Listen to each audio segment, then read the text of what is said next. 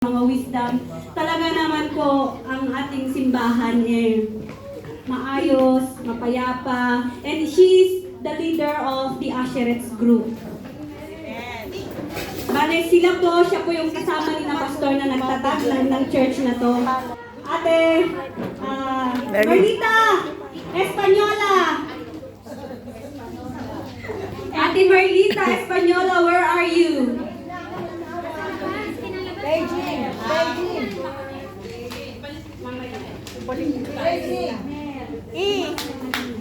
Ate Marlita! Happy birthday! Happy birthday! So, Ate Marlita, maupo ka po dito. Alam namin na ikaw lagi ang gumagawa ng plans, na mga pa-surprise sa ating lahat. And ngayon, ikaw naman ang surprise. Do you have any idea what we're doing behind the scene? Nothing. Yung totoo. Honest to goodness. Wala. Kasi... Yun po yung behind the scene. And magkakasama po kami hanggang kaninang madaling araw at talaga namang... So yung plano na magluto dito ate, na mag-decorate hindi na nangyari. So pwedeng humarap ka po dito ate sa kanila. And look at them. This is our decorations now. Ito po yung happy.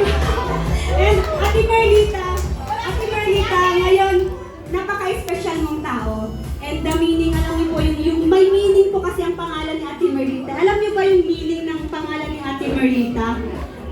Marlita, letter...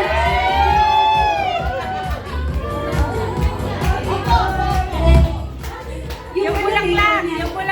Asan yung bulaklak? So Ate Marlita, with all respect po sa inyong name, lahat po ng letra ng inyong name, may mga meaning po yan.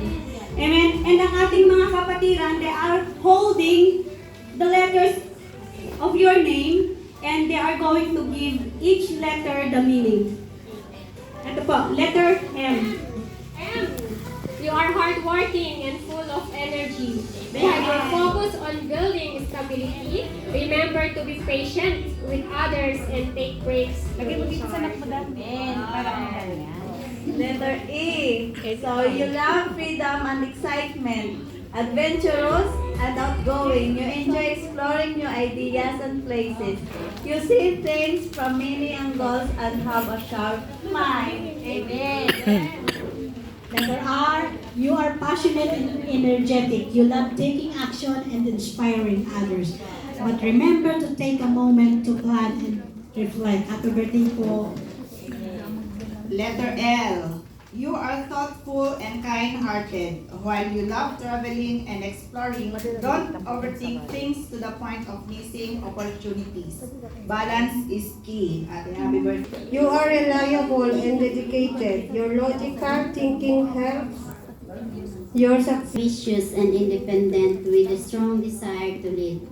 You stand firm in your beliefs and don't easily. Remember to stay open to the others' ideas. So ito po, may sasabihin si Ever in general po. Ayan. So in general po, the meaning of the word or the name Marlita. Ayan. Marlita can do anything to express love for family, responsibility, kindness, selflessness, empathy, and loyalty are wonderful qualities of Marlita. Marlita can handle everything with perfection and is very trustworthy.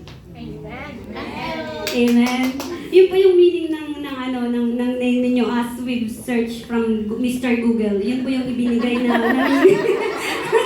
meaning ng name ninyo. So, napakagaganda po. As you can see po, halos we are all wearing green. Which, kasi nagtanong siya kung anong kulay namin. Sabi ko purple.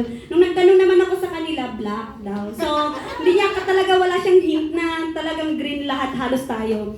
And, Ate Marlita, we are so lucky to have you. And we are so happy and blessed na may celebrate naman namin ang araw na to sa'yo. Sa'yo lang, ikaw lang. Ikaw naman ang susinurpresa namin ngayon. And I want to call Ate Ami for a prayer po. Praise God, bulaklak natin. Green ulit ang balot. Wow!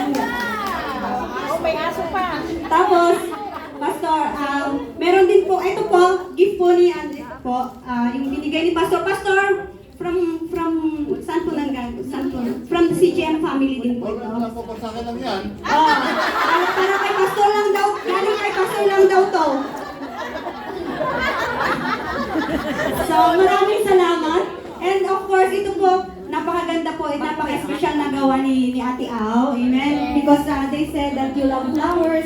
So, ito po, napaka-special na ginawa niya ito.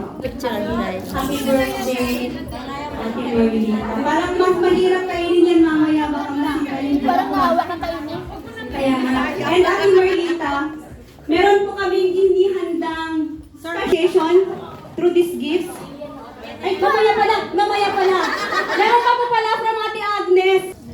We are giving lemongrass because lemongrass promotes clarity and of mind and spiritual resilience. And you are so spiritually resilient po. Napaka-strong yung ano ninyo, yung spirit ninyo. And may pangtinolan na po tayo pag lumaki-laki yan. Alam namin na you will love that one. Ano nang tanglad. So, napaka-special po yan. You have to show everyone po, para galing po lahat sa amin yan, Ate Merlita. Isa-isahin mo. Isa-isahin niyo po. 1, 2, 3, may chocolate, which of course, if you want to see, mostly it's all green. Kasi alam niyo, paboritong kulay ni Ate Merlita is green. So we have this because it's summer now. Summer now, and you are our queen. Mirror. Ito kasi, nasakitan ka niyang galing kayo kay ano, galing ng Sanilla. Kay Russell. Galing yan kay Russell. Galing kay Russell. Tapos, What is this? cappuccino, as long as it's green, and then this is the cup for that one. Alam namin na mahilig ka sa ganyan. Anik-anik. And the flowers. May flowers din. Paper roses, which will last Forever. ito po. What a And ito po para to stay young and wrinkle free and botox ang face niya. Pagkaltok ka. And what about this one? Wow! I love Speaker, di ba ate gusto mo magkaroon ng speaker? Parang kalabanin yung speaker na binigay mo sa amo mo. Yan po yan. Yan is green also. And what this one? Kasi kailangan mo yan kayo. Safe yan kasi made of wood. Dapat sa zero. Dapat ka, pero hindi na po na siya. Gusto ko na yan po kasi nagdadry ng mga kailangan natin yan. Medyo nagdadry ng mga skin natin minsan. Thank you very much. And this one. Yan, polvo. Polvo po yan, green ulit. Wow. Pampaganda. Oh. Para ano. Thank you very much. I love all of this. Yan, Yan, may kilay mo yan. pagkilay mo po yan. Ate, para mapag... Ayun na sa akin kasi. Oo. And kailangan din ng ng freshen ng humi, ano to? Diffuser sa yung kwarto para mabango yung iyong kwarto dahil lagi kang nagluluto doon. Lagi kang nagluluto sa kwarto mo so para hindi yung mga luto. Ayan, pang ano yan? Panghilod. Panghilod ko yan. Panghilod. Thank you, Dan. Ito po, lagi niyong dadalhin yan ha, Ate Marisa. Salamin yan. Salamin yan with queen. Oo. With queen na nakakuyan. Diba? Completos recados yan, Ate Marisa. May context ka. Meron pa din dito. Ayan, stand po ng ano yan. Ito. Meron pang isang accessory na nandun sa ilalim. Bilangin mo yan, baka mawala. Wala. Wala na. Ayan mo. Ayan pa isa.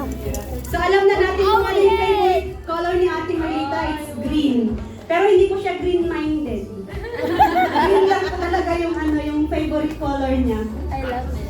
So Ate Marita, I hope na maski papaan po.